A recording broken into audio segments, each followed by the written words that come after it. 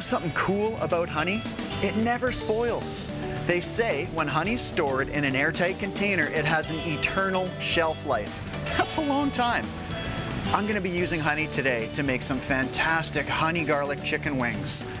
I'm Michael Williams, and that's what we're cooking on the coast.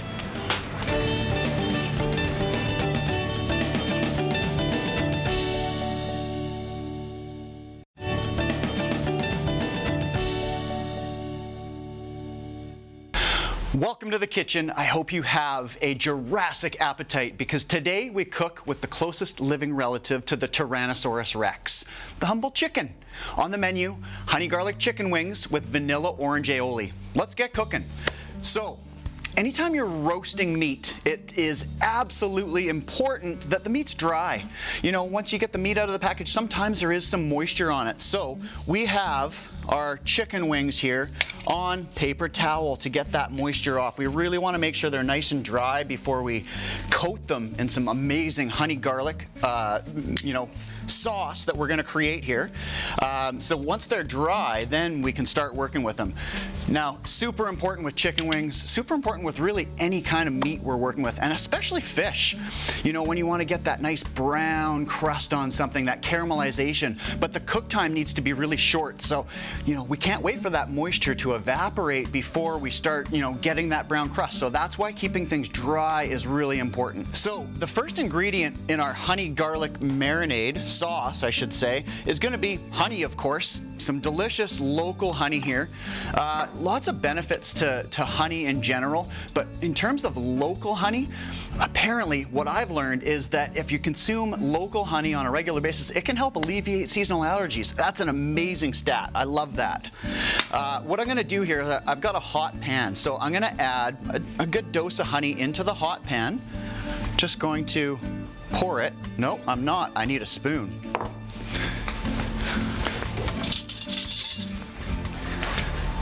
So I will scoop my honey now into the nice warm pan here. And what we're going to do is we're just going to create the sauce for us to toss our wings in this pan right now. So in goes the honey first. We're also going to add a little bit of sesame oil. I've got some delicious roasted sesame oil here, toasted roasted. So we're going to add a little bit of that. And then we want to season this really strong. We want a nice good, dose of salt and pepper so that our wings have some great flavor while they're roasting. So a nice good shot of salt and pepper. Fresh ground pepper is always best, by the way. You always want to grind your pepper fresh. So I've got a container ready to go, but it was ground fresh. I never buy my pepper pre-ground. So that's going to warm up a little bit. The last thing we need to get in there before we are ready to toss the wings is garlic. So we are going to grab a whole bulb of garlic here, and I'm going to use my trusty pot to break the clove apart. This is how I almost always roll with garlic.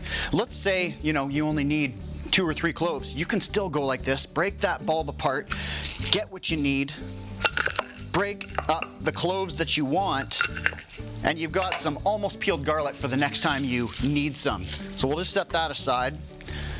And what we're going to do here is once this is peeled, we're going to slice it up. And I'm going to slice it nice and thick because it's going to roast with the chicken wings in the oven. So it's going to take some time. We don't want it super finely chopped because we would run the risk of burning it. So, nice and thick slices is really important on this one. And, a lot of people will not really, work with garlic like this, and it's probably one of my favorite ways to use garlic because then in your finished dish you end up with this beautiful, big chunks of roasted garlic on the finished product, and it is so awesome, absolutely delicious. So there we go, we've got lots of garlic there.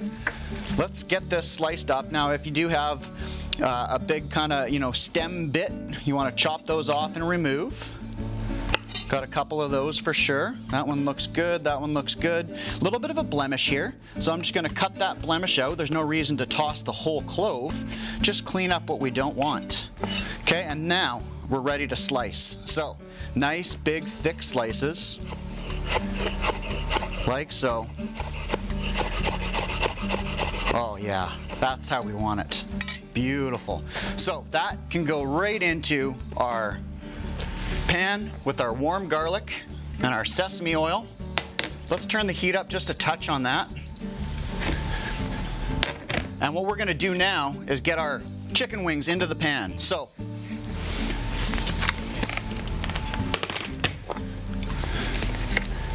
into the pan they go. And I got an interesting one for you, actually. Chicken wings. Chicken wings used to be undesirable, in fact tossed away often, or maybe used for animal feed or whatever, until about 1964 when a restaurant discovered that chicken wings are delicious and we're going to serve them on the menu. Hence buffalo wings were born. So there you go, there's the history. And now, you know, you go to the grocery store and you'll find they're probably one of the most expensive cuts there. It's all about supply and demand, and chicken wings are in demand, absolutely. Now, not only are you going to be able to make your own chicken wings, but you're going to be able to make some delicious, beautiful chicken wings that will leave you, you know, lusting for nothing, because they're going to be so fantastic. There's so much flavor in these guys. They are awesome. One of my favorite recipes. So now that we've got our wings in here, we just want to make sure they're nicely coated in the honey, the garlic, that sesame oil, the spices. That's looking fantastic.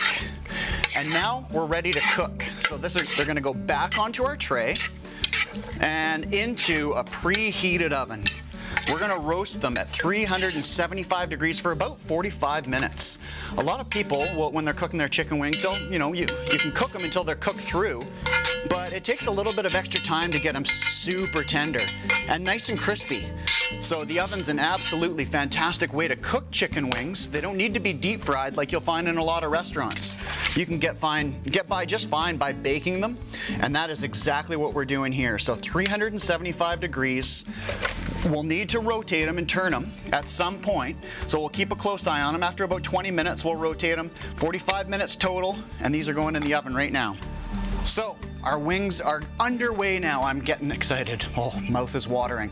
We're gonna be back later in the show to pull together our honey garlic chicken wings with vanilla orange aioli. Hang in there though, right after the break, we're gonna hit the road. You will not wanna miss that.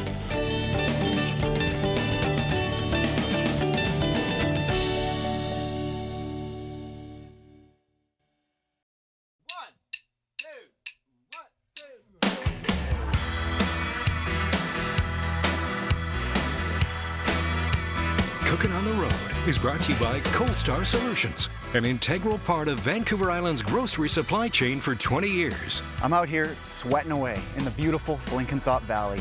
Nothing but bees and raspberries all around me. Just about to meet Rob Gailey. Rob, how are you? I'm doing well today. This is fantastic. I love this. It's like an airport. There's bees everywhere. Everywhere, and they are our best friends. Oh, absolutely, yeah. No bees, no food. Yeah, we'd be in trouble without bees, right? Yeah, absolutely. May I pick and eat? Yeah, go ahead. These look amazing. This is how I eat all day, every day. Yeah, I'm a huge fan of your strawberries. I didn't realize you did raspberries so well. They're incredible. Well, thank you very much. These are delicious. These are actually, raspberries are out of season. We are now heading towards the end of August. Yeah. And this is a different kind of raspberry. I only grow this exclusively for our market. Okay. The other ones, first year they grow a primal cane. The second year the primal cane gets tied to this wire and becomes a floral cane, produces the fruit the second year. Okay. Now this is an ever-bearing raspberry plant. It actually produces fruit on the primal cane. So at the end of the year we cut these all right to the ground, and in May these shoots come up and actually produce fruit that year in August. Okay, that looks like a great one right there. That's a beauty. So, you know, raspberries, not just for eating. Pureeing them into salad dressings, heck, having them whole in a salad. Nice smoothie in the morning. Oh, you can't, I mean, smoothies, how can you go wrong? And they're so loaded with nutrition, like so much good stuff you can get out of berries. Blueberries, I think you grow blueberries as well, is that right? Absolutely, I do. And the good thing about the berries is I freeze a lot for myself. So all winter long, I'm eating my own berries in the winter. Yeah. That's a little bit of sunshine on a cold winter morning, right? Mm-hmm. Raspberries or blueberries or strawberries out of the freezer. I'm putting a bit of a dent in your margins here. I hope that's okay. That's okay. Yeah. We'll grow more tomorrow. Okay. One of my big concerns about buying, we'll call them conventional berries, is, you know, possible pesticide application. Is that something I should be concerned about? Not at all. I mean, you're watching me eat this. Yeah. I feed it to my children every day. Yeah.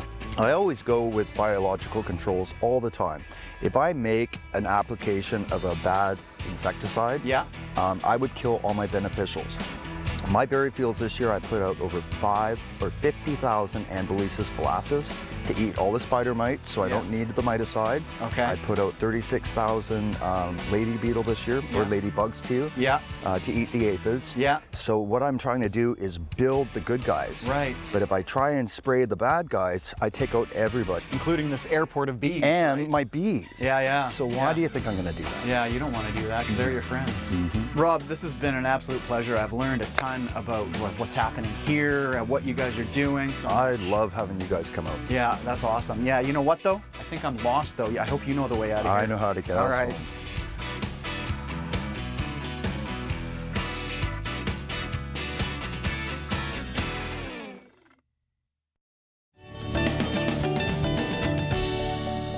Welcome back to the kitchen. We're pulling together our honey garlic chicken wings with vanilla orange aioli. In fact, the chicken wings are done.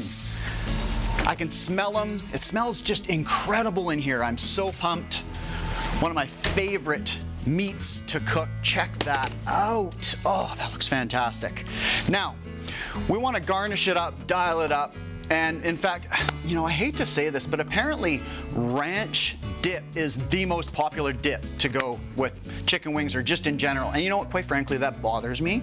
So we're gonna make a vanilla orange aioli to go with our wings instead. Really dial it up a little bit. Now, I also have a hot pan here so that I can toast off some sesame seeds. I've got two different sesame seeds here. I've got black sesame seeds and white sesame seeds. We're gonna use that as a garnish to go on our wings once they're nice and toasted. So we'll let that do its thing a little bit, keep a close eye on it. Let's get started on making our aioli though. Aioli? What is aioli? Basically, it's like a fancy name for mayonnaise. And, you know, we can incorporate some wonderful flavors into it. Here, we're doing cardamom, orange, and vanilla. And it sounds a little bit different. You may have never even heard of it before. Made it in my brain, and it's fantastic. So let's get into making our aioli. The first thing we need to do is crack our eggs. We need to separate the yolks from the whites. So I want egg yolks only to create my aioli. We'll use the egg whites for another process, another day. So I'm gonna hang on to those. Maybe they're gonna go into my omelet tomorrow morning. Now, in terms of separating egg yolks, you can do the shell to shell, absolutely, or you can just grab. That's the easiest way. That's how I like to roll. Let's give our sunflower or our sesame seeds a stir. You can see that they're toasting already. Got some great color on them. For seeds that are so small, it really does not take very long to toast them. And in fact, they're done. So I'm just gonna take them out of the pan. It's really easy to burn them as well. So we wanna make sure we get them out of the pan as soon as possible. So just like that, those are gonna be ready to garnish up. Now, back to our aioli. We've got our egg yolks in here, some fresh garlic. We want a little bit of citrus, some acidity, absolutely. So we're gonna do some lime juice. And then the rest of the liquid that we need, because we need liquid, we need egg yolk, we need to mix those together, and then while we're whisking, we need to drizzle oil into it. So the rest of our liquid is going to be vanilla. I've got some beautiful locally made, not locally harvested, but locally made vanilla here. Vanilla extract, of course. So just a little touch of that. And then we're gonna get some cardamom, as well as some orange zest. And I've got a hot tip for you when it comes to zesting.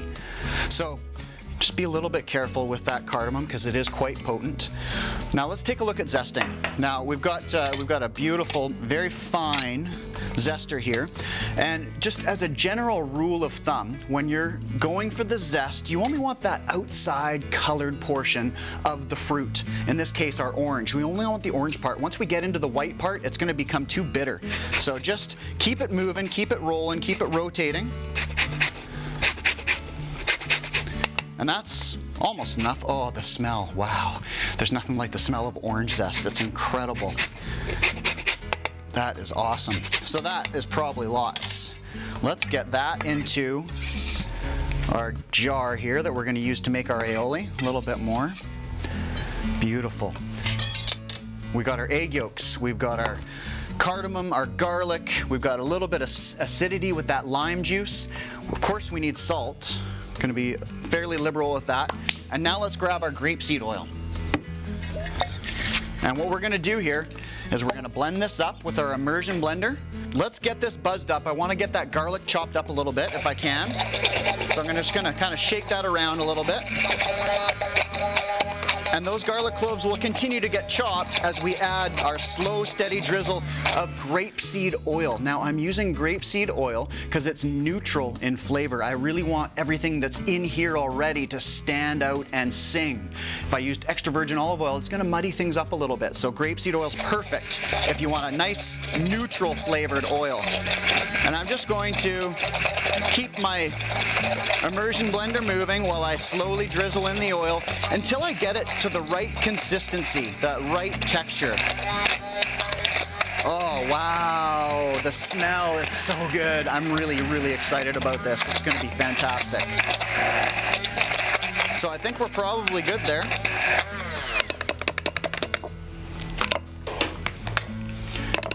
I can't wait. I need to taste this. I need to see just how it is. So I'm going to do just that. Oh man, that's delicious. You know what it needs though? It needs just a hint more orange. So, where'd my knife go? There it is. Let's get some orange juice in here as well. So we've used the zest, and of course we would have held on to that orange to use it anyways. And I'm just gonna get some orange juice going in there, which is gonna build the flavors of the orange as well as change the consistency of our aioli and just make it a little bit looser, which is perfect. Fantastic. Okay, so our aioli's ready to go. Let's get this plated up. Our chicken wings are gonna go into this little dish here. We'll pile them up nice and high.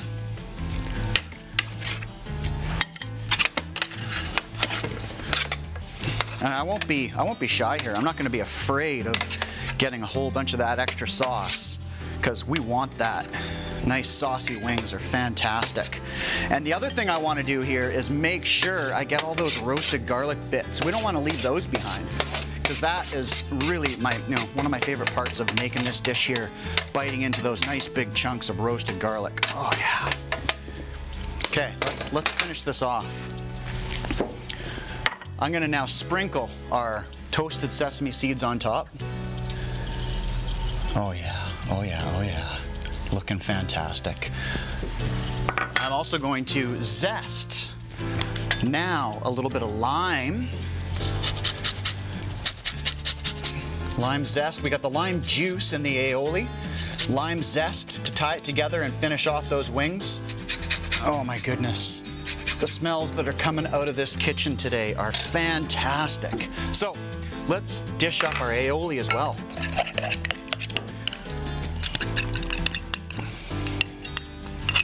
Oh yeah.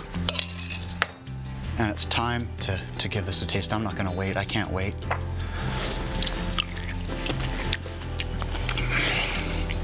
Wow, that's incredible. There you have it.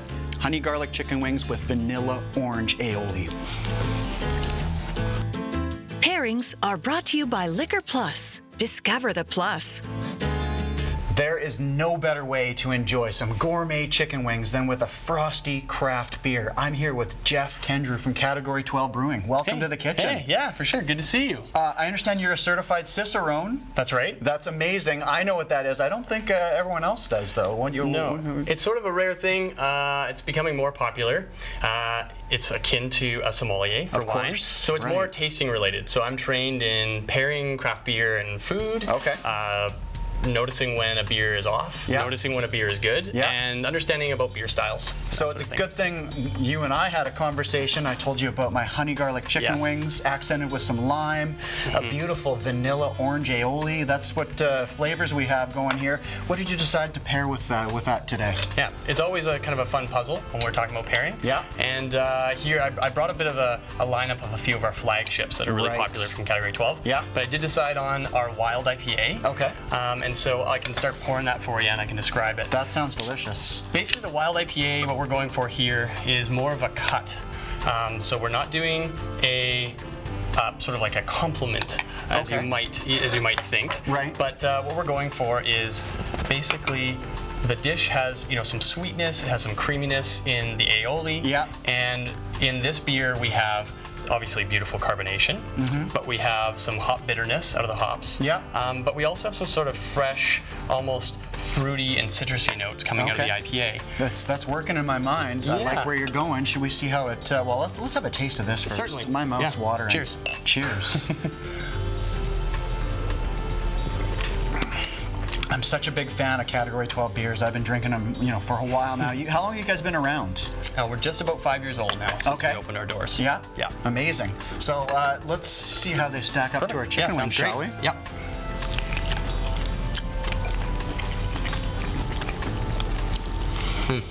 So that orange is quite strong, as you can probably tell. I'm gonna get back to this because this was delicious. So what we're hoping to do is maybe draw out some of the citrus and orange notes out of the beer here, but also have the beer just clean up and sort of cut the meatiness. Yeah. Also, another thing that you always want to make sure is that you're matching your intensity of your dish and your meal. Same thing with wine pairings, same thing with any kind of pairings. You don't want the beer to completely overpower the dish or vice versa. Yeah. And I think this is working in a great way. This is working incredible. It tastes delicious, and this is a fantastic pairing. I'm feeling like if I'm drinking this, I could eat quite a few chicken wings. So, and then, maybe I'll get thirsty for the beer a little bit too, right? No doubt. That's No perfect. doubt. Right on. Jeff, thank you so much. This has been fantastic, and I think I've got a new compliment to my honey garlic chicken wings. Check out our website where you'll find details on today's recipe. I'm Michael Williams. Thanks for watching, and don't forget, dinner is better when we eat it together.